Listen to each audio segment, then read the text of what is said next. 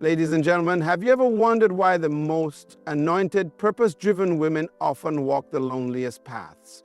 Why is it that the woman who carries a divine assignment seems to experience the deepest wounds?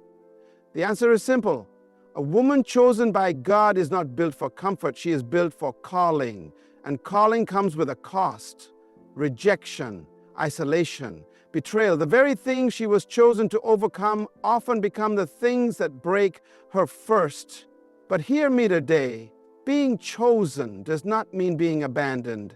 Being lonely does not mean being forgotten. Being broken does not mean being useless. The real question is, can you survive the breaking long enough to see the blessing? Let me take you on a journey today. Because what you are going through is not punishment, it is preparation. The weight of being chosen is often misunderstood. People think that when God calls a woman, he surrounds her with comfort, applause, and a support system that will hold her hand every step of the way. But the reality is quite the opposite.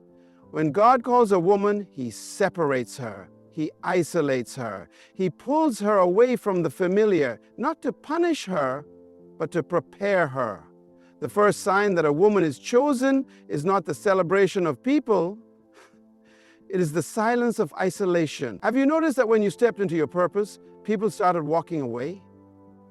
When you finally said yes to God, relationships that once felt strong suddenly became weak. The very ones you thought would stand by you became the first to question you, doubt you, or even betray you. And you've asked yourself, God, why am I walking this road alone? Let me tell you why. Because not everyone can handle the weight of what you carry. Look at Esther. She was chosen to be a queen, but before she wore a crown, she had to go through a process of separation. She had to leave behind her family, her past, and everything familiar to step into the unknown. Do you think she understood it at first? Do you think she enjoyed being taken from what was comfortable? No. But what she didn't know was that her isolation was divine preparation. The palace was waiting, but first she had to be set apart. Look at Hannah, a woman with a calling so great that God had to close her womb for a season. Her purpose was to give birth to a prophet.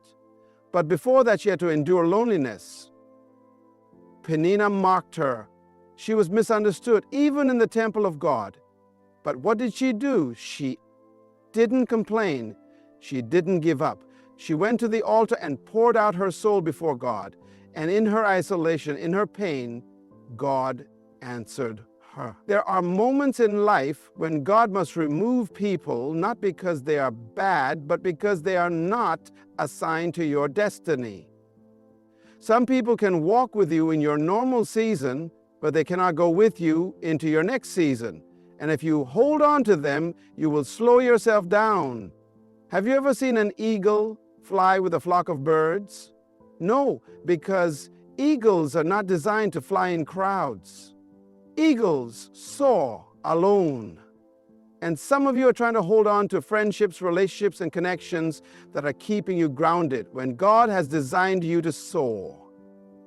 Jesus himself understood the weight of isolation. When he was preparing for ministry, the Spirit led him into the wilderness. Alone, no disciples, no crowd, no comfort. Why? Because before he could perform miracles in public, he had to go through transformation in private. Some of you are in a wilderness season and you are asking God why. But what if the wilderness is not a curse, it's a training ground? Stop questioning your loneliness and start seeing it as a sign that God is setting you apart. Stop crying over who left and start praising God for making room for who's coming. The people who walked away were necessary losses. The isolation was a divine invitation to intimacy with God. If you are chosen, you will be set apart. If you are called, you will walk alone before you walk in power. But hear me, your loneliness is not your final destination. It is only the place where God builds you for what is to come. Will you trust him in the separation? Will you endure the process so you can carry the promise? Rejection is painful. It cuts deep. It makes you question your worth, your purpose, even your very existence. But what if I told you that rejection is often proof that you have been chosen? What if I told you that the very thing breaking you is actually confirming that God's hand is upon your life? Look at Joseph. His own brothers, his own blood rejected him. They threw him into a pit, stripped him of his coat, and sold him like an object. But what they didn't realize was that their rejection was positioning him for his destiny. Had they not betrayed him, he never would have made it to Egypt. Had he not been sold, he never would have entered Pharaoh's palace. What his brothers meant for harm, God used to elevate him. And so I ask you, what if the rejection you are crying over is actually a setup for your promotion? Look at Jesus, the Messiah, the Son of God, the greatest leader to ever walk the earth. And yet, the people he came to save were the same ones who rejected him. They mocked him, they called him a fraud, they nailed him to a cross, but he never begged for their acceptance because he understood a powerful truth. Man's rejection does not cancel God's selection. When God chooses you, people will misunderstand you. They will talk about you, they will doubt you, but that is not a reason to shrink back. It is a reason to stand tall. Think about David. When Samuel came to anoint the next king of Israel, his own father didn't even call him into the room. He was overlooked, ignored, forgotten, but that did not stop God from choosing him. God didn't need man's approval to select David, and he doesn't need man's approval to select you. When you are chosen, no rejection can stop your assignment. Some of you are wasting time trying to prove your worth to people who will never see it. You are trying to fit into circles that God never intended you to be part of. You are chasing validation from those who were never meant to validate you, and you wonder why you feel exhausted, why you feel unseen, why you feel empty. Could it be that God is allowing rejection to free you from the wrong people so he can align you with the right ones? A woman chosen by God does not beg for a seat at the table. She builds her own. She does not plead for acceptance. She walks boldly in her purpose, knowing that when the time is right, God will open doors that no man can shut. Rejection is not your enemy. It is a divine redirection. It is God's way of closing doors that would have distracted you from your destiny. It is His way of separating you so that when the right people come, you will recognize them. It is His way of proving to you that your value does not decrease just because someone else fails to see it. So the next time they reject you, don't cry. Don't fight for the approval. Don't lower yourself to be accepted. Lift your head, stand tall, and thank God. Because rejection is often the first sign that you have been chosen. The only question is, will you stop chasing people and start chasing God? Brokenness is not a sign that God has forgotten you. It is proof that He is preparing you. Before God uses anything, He breaks it. Before He multiplies, He divides. Before He promotes, He humbles. And before He releases, He refines. Every great woman God has ever used has had to endure a season of breaking, not to destroy her, but to transform her. Look at the bread in Jesus' hands. Thousands were hungry, and all they had was a little boy's lunch. But before the bread could feed the multitude, Jesus had to take it, bless it, and break it. The breaking was necessary for the blessing to flow. If the bread had remained whole, it could not have been multiplied. If the bread had resisted the breaking, it would have stayed small. But in the Master's hands, the breaking became the key to abundance. So I ask you, could it be that your breaking is the very thing God is using to release what is inside of you? Could it be that the pain you are experiencing is not a sign of abandonment, but an indication that something greater is about to come forth? Look at the olive. It carries oil, but the oil cannot flow unless the olive is crushed. It cannot fulfill its purpose unless it is pressed under intense pressure. The anointing does not come cheap. There's a price to be paid for purpose. And some of you are asking God to use you, but when the pressing comes, you start to resist. You start to question. You start to wonder if He is even with you. But hear me today. The crushing is not a curse. It is the process that produces the oil. Hannah was broken before she birthed Samuel. Ruth was broken before she stepped into her destiny. Esther was broken before she saved a nation. The breaking is always part of the process because a woman who has never been broken can never fully understand the depth of her calling. Jesus Himself was broken. His body was beaten. His spirit was crushed. He was betrayed, abandoned, and humiliated. But in His breaking, salvation was released. In His crushing, redemption flowed. If even the Son of God had to be broken before He fulfilled His purpose, what makes you think you can bypass the process? The difference between those who fulfill their purpose and those who give up is this: some endure the breaking while others run from it. Some see the breaking as an attack while others recognize it as a preparation. Some cry out for God to remove the pain while others cry out for God to reveal the lesson. A chosen woman does not fear the breaking, she embraces it. She does not resist the crushing, she surrenders to it.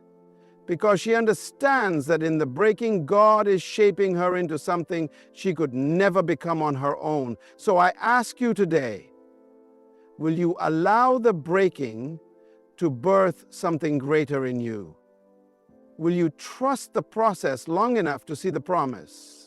Because the breaking is never the end of the story, it is only the beginning of transformation. And what comes after the breaking is always greater than what was before.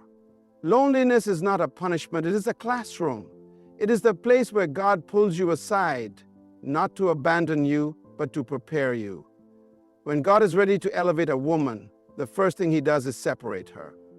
He removes her from the noise, from the distractions, from the opinions of people, because great assignments require great isolation. The wilderness is never comfortable, but it is necessary. Moses had to leave the palace before he could lead the people. Joseph had to endure the prison before he could enter the palace. Jesus had to go into the wilderness before He could begin His ministry. Why? Because God does not train leaders in the crowd. He trains them in the secret place. Some of you are in a season where it feels like everything is being stripped away.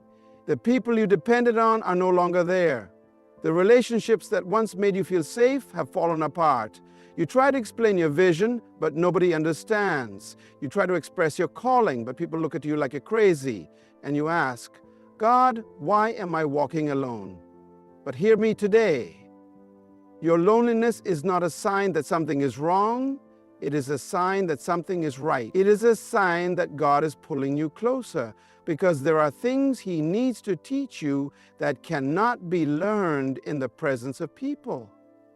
There are things He needs to whisper to you that can only be heard in the silence. The greatest mistake you can make in a season of isolation is to fill it with distractions. Some people fear loneliness so much that they run back to places God has called them out of. They rekindle relationships that should have stayed buried. They hold on to friendships that are no longer aligned with their purpose. But you cannot grow in the wrong environment. You cannot hear God's voice when you are surrounded by noise. An eagle does not train its young on the ground. It takes them to the highest place, away from the predators, away from the dangers below. And when it is time for the young eagle to fly, the mother does something that seems cruel. It pushes the eaglet out of the nest. It forces it to spread its wings. It teaches it that the ground is not its home. Some of you feel like God has pushed you out of everything familiar. But what if the push was necessary for you to realize that you were created to soar? Look at Jesus. Before He stepped into power, He spent 40 days alone in the wilderness. No followers, no miracles, no public ministry. Just Him and the Father. And when the devil came to tempt Him, He was ready. Why? Because solitude produces strength. Silence sharpens discernment. Isolation builds intimacy with God. Stop seeing your loneliness as a problem and start seeing it as preparation. God is not punishing you, He is protecting you. He is setting you apart because what He is about to do in your life cannot be contaminated by the opinion. Will you trust Him in the silence? Will you embrace the solitude long enough to be shaped by His hands? Because when the training is over, you will emerge stronger, wiser, and ready for the assignment He has called you to fulfill. And when you finally step into the next season, you will look back and realize that the loneliness was never loneliness. It was divine preparation. Pain has a purpose. Brokenness has a reason. Nothing God allows in your life is wasted. When a woman is chosen, she will walk through seasons of hurt, betrayal, and loss, not because God is punishing her, but because He is preparing her for something greater. The scars you carry are not signs of defeat. They are evidence of survival. They are proof that you have been through the fire and did not burn, through the flood and did not drown, through the crushing and did not break. The fact that you are still standing is proof that God is not finished with you yet. Look at Job, a man who lost everything. His children, his wealth, his health. His friends turned against him. His wife told him to curse God and die. And yet in the midst of his suffering, Job said, "Though He slay me, yet will I trust in Him." Job 13:15. Job understood something most people miss. God does not allow pain without a purpose. Job's suffering was not the end of his story. It was the setup for his restoration. The Bible says that in the end, God gave him twice as much as he had before. So let me ask you, what if your pain is not the end, but the beginning of something greater? What if your tears are watering the very ground that will produce your harvest?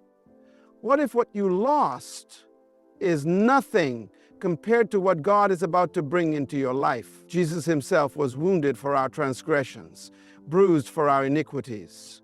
He was beaten, rejected, humiliated. But after the suffering came the resurrection. After the pain came the glory. And because He endured, salvation was released to the world. If Jesus had to suffer before He was glorified, why do you think your process will be any different? Look at Ruth, a woman who lost everything, her husband, her future, her security. She had every reason to give up, to turn back, to allow her pain to define her. But instead, she chose to press forward. She chose to keep moving. She chose to trust God even when she couldn't see the way. And because of that decision, she walked into Boaz's field. She walked into her blessing. She walked into a destiny she never could have imagined. Had she allowed her pain to paralyze her, she would have never stepped into purpose. Some of you have been wounded so deeply that you have started to believe the lie that you will never recover. But hear me today. Your pain is not permanent. Your wounds will not last forever. The enemy wants you to believe that the heartbreak you feel right now is the end of your story, but he is a liar. God never allows pain without a purpose. Every tear you have cried, every betrayal you have faced, every battle you have fought is working together for your good. Stop allowing your wounds to define you and start allowing them to refine you. Stop seeing your scars as reminders of pain and start seeing them as proof of your survival. What you have been through does not disqualify you, it prepares you. The very thing the enemy thought would destroy you is the thing God will use to elevate you. Will you let your pain paralyze you? Or will you let it push you into your destiny? Because what comes after the pain is always greater than what was before. The only question is, will you hold on long enough to see it? A chosen woman is not weak, she is a warrior. But even warriors get wounded. The difference is, they do not stay down. I challenge you today. Wipe your tears, stand on your feet, and step into your calling. The loneliness will pass, the pain will heal, and the very people who doubted you will one day see you walking in purpose. Your story is not over. God is about to use everything that broke you to build you. Will you let Him?